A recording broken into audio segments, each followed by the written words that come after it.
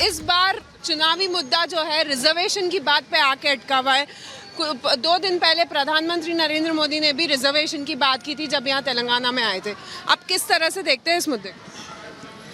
देखिए, रिजर्वेशन जो अल्पसंख्यक समाज को मिल रहा है वो रिलीजन के ऊपर नहीं मिल रहा है। तेलंगाना आंध्रा में पीएस कृष्णन साहब एक रिनाउंड एंथ्रोपोलॉजिस्ट थे जो मंडल कमीशन में बड़ा उनका रोल रहा है। उनकी रिपोर्ट पर बीसी कमीशन ने एक्सेप्ट किया और कास्ट जो मुसलमानों में उनको मिल रहा है, जिसको नहीं मिलेगा वो भी जिक्र है।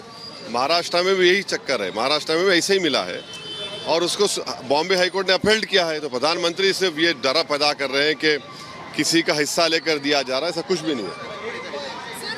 प्राइम मिनिस्टर मोदी ने ये कहा था कि जब तक वो जिंदा है तब तक मुस्लिम का जो रिलीजियस रिजर्वेशन है वो किसी और को नहीं देने देंगे, ओबीसी एससी। प्रधानमंत्री 130 साल जिंदा रहे, हमको क्या करना है उससे, रहे वो अच्छा है, मगर जो संविधान में इजाजत है वो मिल रहा है और वो मिलता रहेगा। रिजर्वेशन का जो मामला है वो अब सेंटर स्टेज ले रहा है। आपने भी आपके पब्लिक मीटिंग्स में इसके जिक्र किया है। हाँ, तो ये प्रधानमंत्री बना रहे ना इशू। प्रधानमंत्री मंगलसूत्र का इशू बनाए, मुस्लिम महिला बच्चे पैदा करते हैं, मुसलमान घुसपैठी है, प्रधानमंत्री इशू बना रहे। तो वो देश के प्रधानमंत्री के बजाय एक गली के छोटे लीडर की तरह बात कर रहे हैं। अब बताइए कि देश का प्रधानमंत्री कहता है 17 करोड़ मुसलमान घुसपैठी, मुस्लिम बहनों की बेइज्जती करता है इस तरह कह करके, ज़्यादा बच्चे पैदा करें, सब झूठ है। ये TFR रेट गिरा है मुस्लिम लेडीज़ का, हाँ, और फिर आप बोल रहे हैं मंगलसूत्र निकाल कर देंगे। क्या बात है ये? तो एक प्रधानमंत्री का है, वो मुसलमानों का प्रधानमंत्री नहीं है। सर, अब अमित शाह जी जो हैदराबाद आए थे, कल रोड शो हुआ था अमित शाह का यहाँ हैदराबाद में, जहाँ पे उन्होंने पब्लिक को एड्रेस करते हुए ये भी कहा कि पिछले 40 साल से यहाँ पे रजाकार का रूल चल रहा है और इस बार हिंदू मुसलमान को किसी को डरने की ज़रूरत नहीं है और सबको बेझिझक होकर वोट करना चाहिए। बिल्कुल, वो जब कभी हैदराबाद को आते तो बगैर हमारा नाम लिए उनके पेट में दर्द कम नहीं होता। तो हर बार यही बकते रहते हैं। वो उसको हैदराबाद में बोलते हैं खादर खां के खट्टे डायलॉग बोलना। वो बक रहे हैं। म्यूनसिपल इलेक्शन में आए, राजमोहन जीत गया जहां वो कैंपेन किए थे। योगी 4 घंटे कैंपेन किए, वहां पर हम जीते। तो ये सब बकवास है। जो रजाकार थे वो पाकिस्तान भाग गए, जो वफादार थे अमित शाह मोदी से लड़ रहे हैं। इस इलेक्शंस में बीजेपी ने अब की बार 400 पार का नारा दिया है। क्या तो पेट्रोल 100 पार हो चुका है।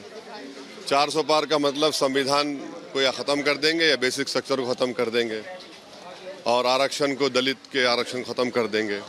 तो ये इसका मतलब, ये 400 पार का मतलब वही चला गया ज़मीन पे कि मोदी जो है ये काम करेंगे। आप भी रिजर्वेशन मतलब कॉन्स्टिट्यूशन चेंज करने की बात कर रहे हैं, जो बीजेपी करेंगी ऐसा आप कह रहे हैं। रेवंत रेड्डी भी यही कहते हैं कि अगर बीजेपी, मैं अपनी बात कर रहा हूँ, मैं शुरू से इस बात को कह रहा हूँ और बीजेपी के जितने सरसंघचालक RSS जितने सरसंघचालक गुजरे हैं उनकी किताबों को पढ़ लीजिए, उनके भाषण का रिकॉर्ड है, पढ़ लीजिए। वो हमेशा कहीं ना कहीं आरक्षण और संविधान के खिलाफ लिखे हैं और बोल रहे हैं। आज इस चुनाव में बीजेपी के कई कैंडिडेट ये कह चुके हैं कि आरक्षण और संविधान को बदलना पड़ेगा। एक आचार्य हैं जो मोदी से मिलकर बड़ी तारीफ किए थे, उन्होंने कहा कि आइंदा साल धर्म संसद में आरक्षण के खिलाफ रेजोल्यूशन पास किया जाएगा। तो इस तमाम की तमाम बातें हिस्टोरिकली की जा रही हैं, अभी भी की जा रही हैं। तो ये हमारा एप्रीहेंशन नहीं है, बल्कि ये करना चाहते हैं और इनको मौका मिला तो करेंगे लोग। आप कह रहे हैं कि बीजेपी ये मुद्दा उठाती है रिजर्वेशन का और पॉलिटिकल रिलीजियस पॉलिटिक्स करती है बीजेपी। आपको क्या लगता है इस चुनाव में मुद्दा क्या होना चाहिए? मुद्दा बेरोजगारी है और रहेगा, चाहे बीजेपी उठाए ना उठाए, ना बीजेपी के सपोर्टेड मीडिया उठाए ना उठाए। बेरोजगारी बहुत बड़ा मुद्दा है, महंगाई बहुत बड़ा मुद्दा है और यहाँ जो तनख्वाहें कम हो रही हैं वो बहुत बड़ा मुद्दा है। स्मॉल स्केल इंडस्ट्रीज बंद पड़ी हैं, वो बहुत बड़ा मुद्दा है। ये ग्राउंड पर ये बर्निंग चीज़ें हैं जिसको बीजेपी देख रही है और अनदेखी कर रही है। तो उनको देखना पड़ेगा आगे जनता क्या जवाब देखिए।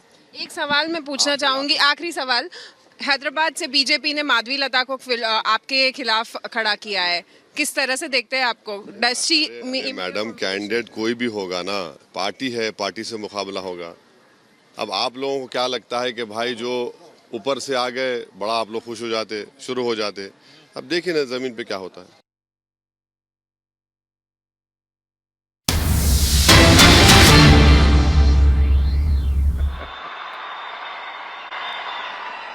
અને જ્યારે ઘેર આવીએ અને ઘરના સ્વજનો ઓ નરેન્દ્રભાઈ કેમ છો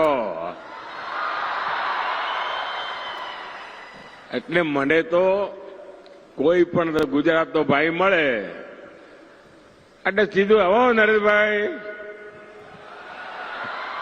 હેલો સમજી જાઉં દુનિયાના કોઈ પણ દેશમાં જાઉં એટલે એકાદ તો મળે જ પણ ભાઈઓ બહેનો તમારો આ પ્રેમ તમારા આશીર્વાદ એ ખરેખર મારા જીવનની મોટી મૂડી છે भाइयों और बहनों देश ने 60 साल तक कांग्रेस का राज देखा है और देश ने 10 साल भाजपा का सेवा काल भी देखा है। वो शासन काल था, ये सेवा काल है। कांग्रेस के 60 साल के शासन में करीब 60% ग्रामीण आबादी के पास टॉयलेट नहीं था, शौचालय नहीं था। ये 60 साल के बाद 10 साल में भाजपा सरकार ने इस देश में 100% टॉयलेट बना दिए।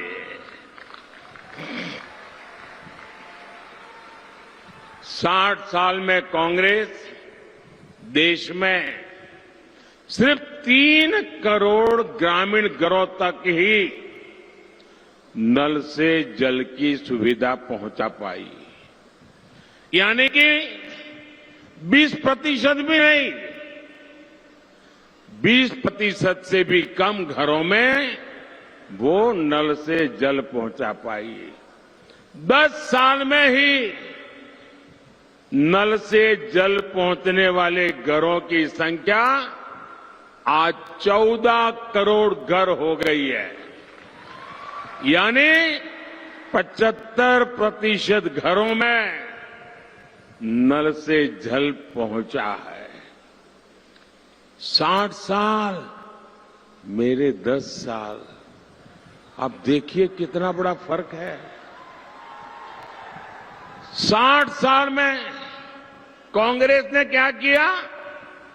बैंकों का राष्ट्रीयकरण किया, बैंकों पर कब्जा कर लिया और ये कहा कि बैंक गरीबों के लिए होनी चाहिए, इसलिए राष्ट्रीयकरण।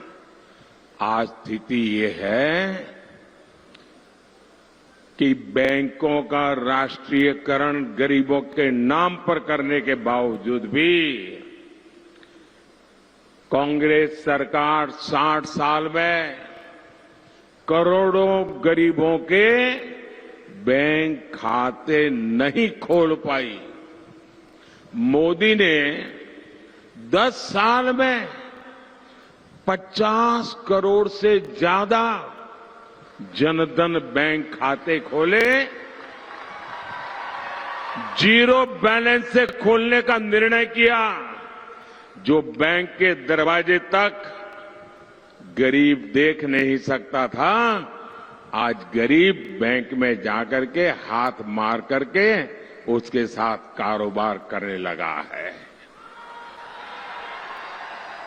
साथियों, 2014 में जब आपने आपके इस बेटे को गुजरात से दिल्ली भेज करके देश की सेवा करने का आदेश दिया, उस समय बड़े विद्वान अर्थशास्त्री देश के प्रधानमंत्री थे। उनके बाद मुझे मौका मिला। जब उन्होंने छोड़ा था तब देश दुनिया में 11 नंबर की इकोनॉमी थी, 11 नंबर। हमारा नंबर 11 पर था। 10 साल में गुजराती ने एक चाय वाले ने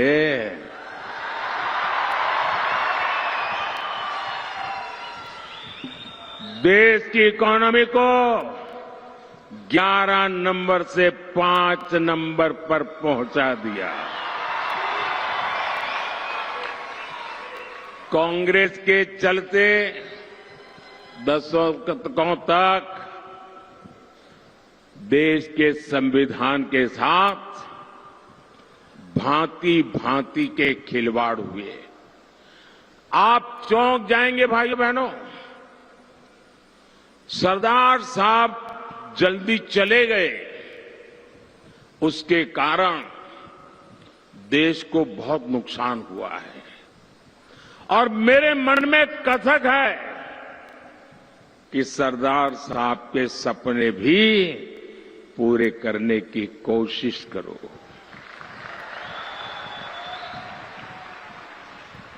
आपको पता है भाई, ये कांग्रेस के शाहजादे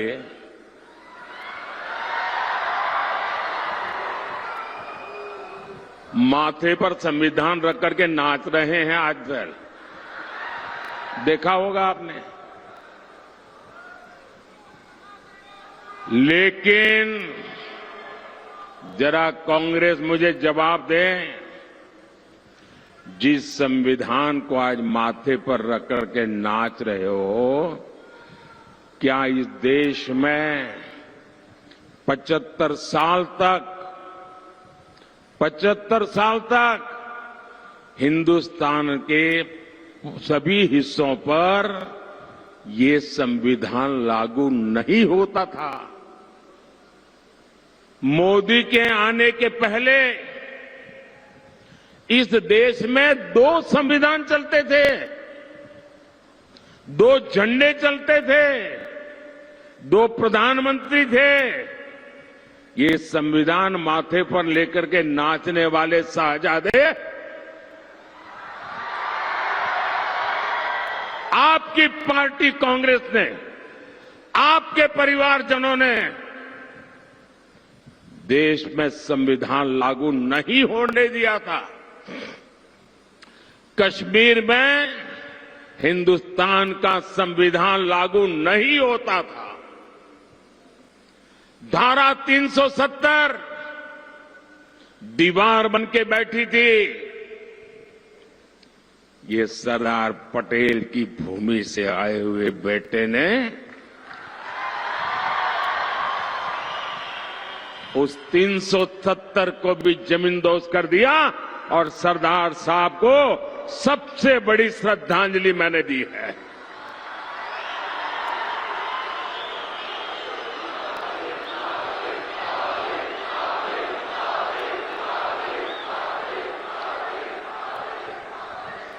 मैंने सिर्फ स्टैच्यू ऑफ यूनिटी, दुनिया का सबसे बड़ा स्टैच्यू बनाकर सरदार साहब को अंजलि दी है, इतना ही नहीं, मैंने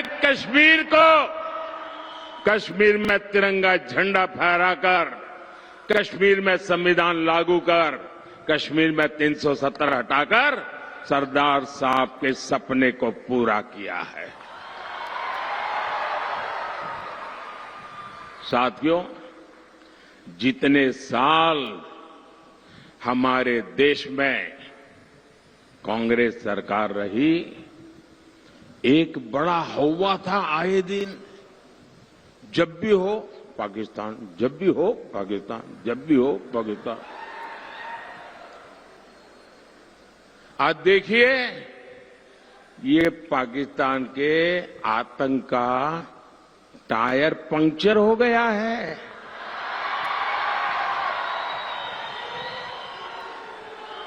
जो देश कभी आतंकी एक्सपोर्ट करता था, वो आटे के इंपोर्ट के लिए दर दर भटक रहा है।